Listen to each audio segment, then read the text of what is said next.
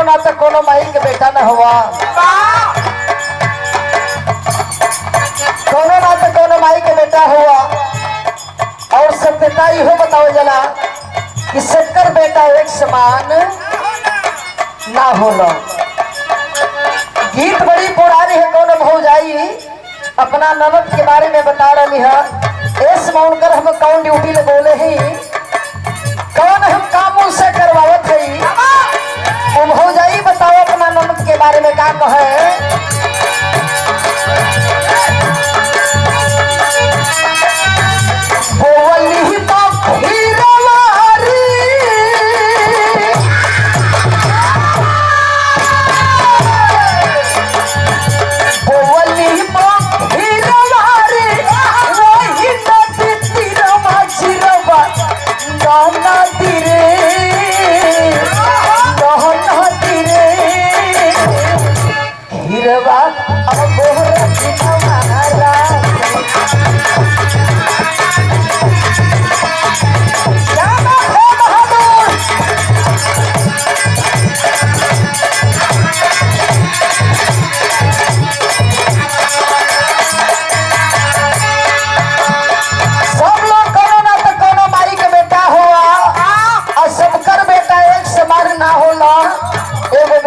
मिसाल दी है जले कौन बेटा हुआ माई जाना मावली सबकी,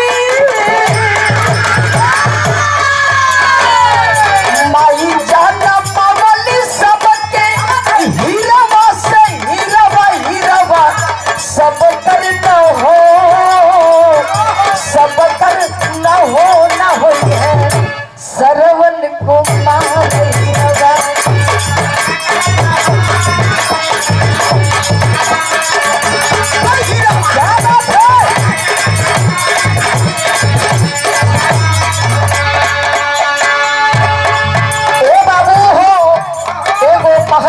कितना पीड़ा वेदन झेल के 9 महीना अपना गर्भ में अपना बेटा के रखे ले, अपने बेटा के तरखबे करे ले।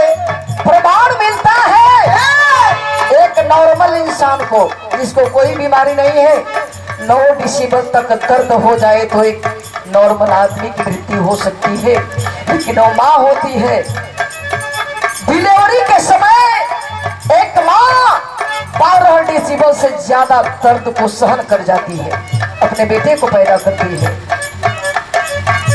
यही लिए कहा गया कि मेहरारू का दूसरा जन्म होला, अब माई का कर्जा के उसे दुनिया में भराई ना है। कितना पीड़ा वेदन सही के माई पैदा करेले और कितना दुख झेल के इतनी बड़ियार पर से उतना बड़ियार करेगा काम करेले, वो महतारी है। अपन खून पिया के बड़ा करेंगे। अंतरे की पहली लाइन 36 को माई, अरे 36 के माई दूधवा पियावती,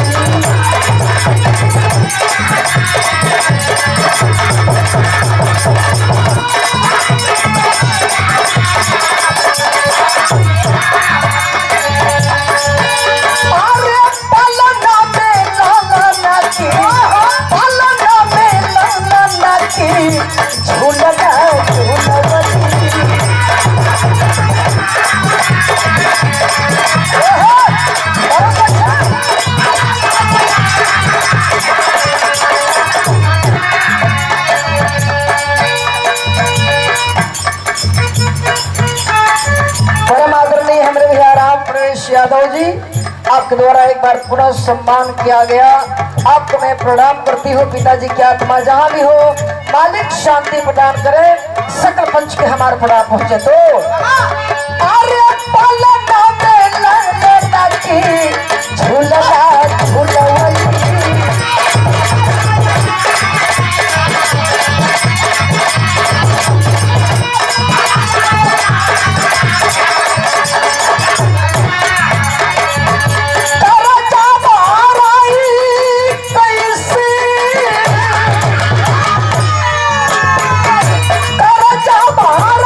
कैसे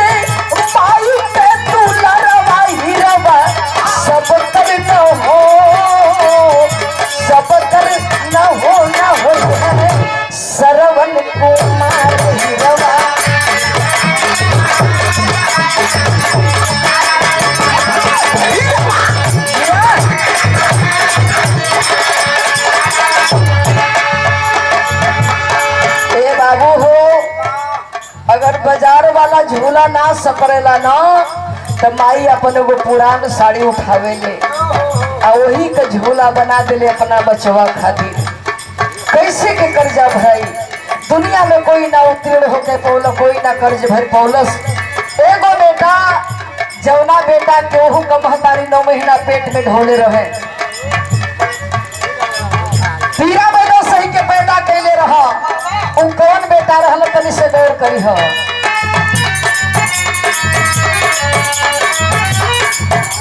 अरे कैले भुलाय परसू, कैले भुलाय परसू राम उदितवा।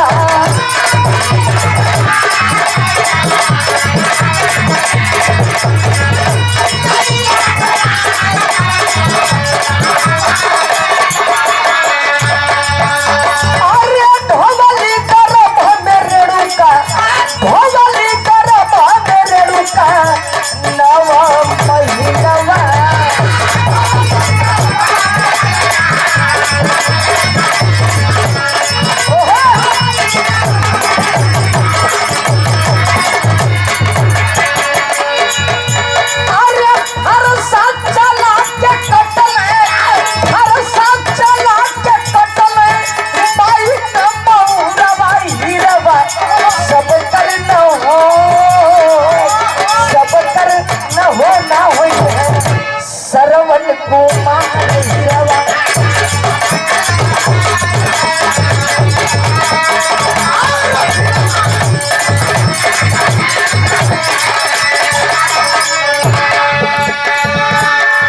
परशुरामो कमाई उनके पैदा कैले रहल। हे बाबू पैदा कैले रहल, पिताजी के एक आदेश पर फरसा उठाए मारे धड़ाक से। सर कहीं और नाच रहा है, धड़ कहीं और नाच रही है। अंत में मैं कहानी को खींचना नहीं चाहती, अंत में पिताजी से आशीर्वाद लेके माँ को जिला भी लिए, माँ को काटे और जिला भी दिए, लेकिन प्रमाण तो हो गया ना कि अपनी माँ का गर्दन परशुराम काटे थे। एगो कलजुग का लड़का ऐसे काम के लिए बा कौन सी दे था भैया, रात भर तो बड़ा नीक हो गया।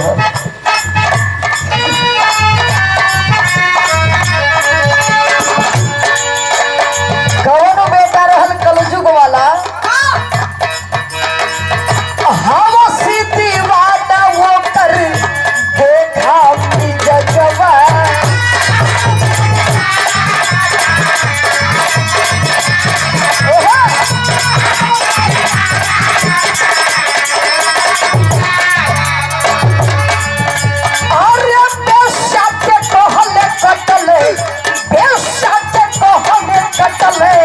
माई करे जवा।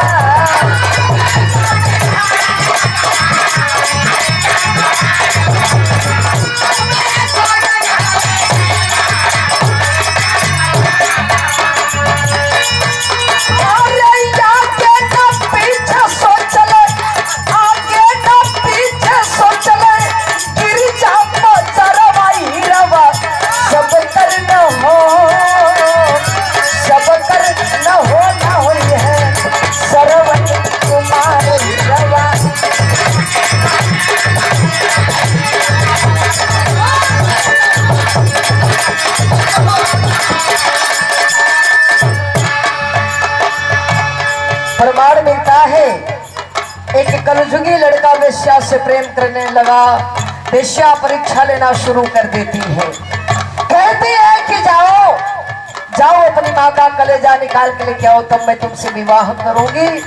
प्रमाण मिलता है कुछ लोग जानते भी होंगे। माँ के पास पहुंचा, गर्दन को काट देता है पागल, सीना को चीर के हाथ में कलेजा लेके पहुंचा। वेश्या देखती है, अवाक हो जाती है, डांट देती है,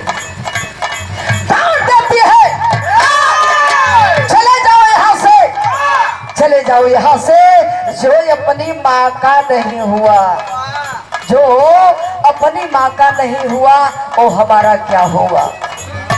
डांट दिलस, मुंह और माँ के चलती है ना। बेचारे लोग कहाँ कहाँ पूजा पाठ करे चल जाते, तीर्थ यात्रा करे चल जाता, कहा जाता है कहा जाता है दुनिया ऐसी बावरी, दुनिया ऐसी बावरी, पत्थर पूजन जाए अधर का चकिया कोई न पूजे जे का पीसा। घर का देवता तो खुशे ना होके पावत हो, जेकर देन बा आज खूबसूरत दुनिया देखे का हमके आपके मौका मिलल है। आजमाई बाबू का आशीर्वाद बा, वो ना रहता तो हम क्या आपके दुनिया देखे का मौका नहीं मिलत। हे बाबू अगर मानल जाए तो सबसे बढ़िया देवी देवता के है माई है बाबू, उससे बढ़िया केहू देवी देवता धरती पर ना हो। लेकिन कलयुग में का हो,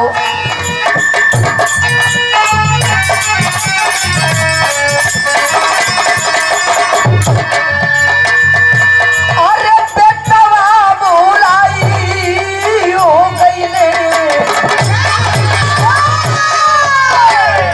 बेटवा बुलाई गईले माई से कर दिया।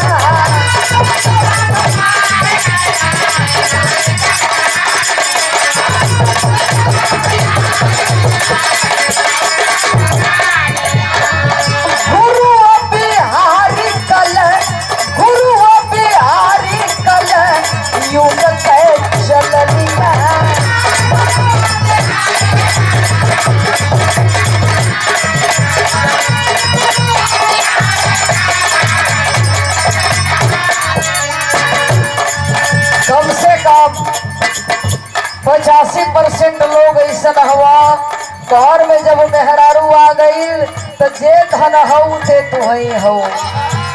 माई बाबू गई न भवानी के भखड़ में तो बात विचार कला, जैसे ने करवा वैसे ने पैबा, बुरे काम का बुरा नतीजा न मानो तो कर देखो, और जिसने जिसने किया है यार उसका घर देखो।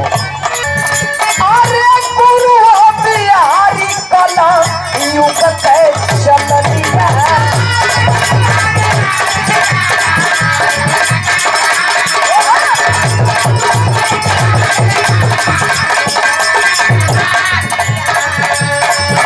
अरे बालजित संगीत तो है, बालजित संगीत कहे माई बिनिया धारवाई रवा, सब करना हो, सब करना हो ना होई है श्रवण कुमार।